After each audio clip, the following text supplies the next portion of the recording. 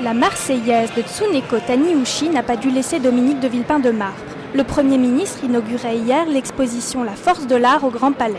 Empêtré dans l'affaire Clearstream, il est accusé d'avoir commandé l'événement, mais l'Expo Villepin a aussi ses défenseurs.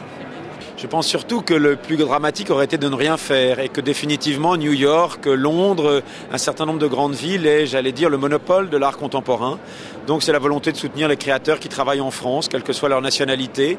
L'État le rend possible, mais nous avons respecté la liberté totale des artistes et la programmation des lieux.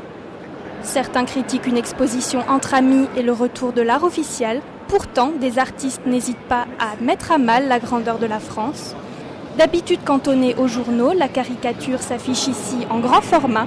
Le président de la République n'est pas épargné et les dessinateurs sont mis à l'honneur. Je dirais que c'est d'abord un hommage à la caricature.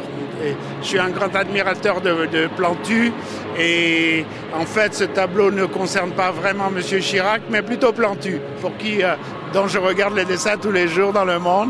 La critique de la société de consommation, on la voit sur les tableaux, les vidéos, on la touche sur les sculptures. La création française depuis 40 ans est déclinée sous toutes ses formes, avec une influence marquée pour les années 60, le pop art et Andy Warhol. Un héritage assumé. Je souhaitais présenter des artistes dont le langage avait trouvé un ancrage dans les années 60 principalement et qui me semblait pouvoir retrouver une nouvelle visibilité aujourd'hui. On regrette toutefois le manque d'explications et l'éparpillement des œuvres dans les 7000 m² du Grand Palais.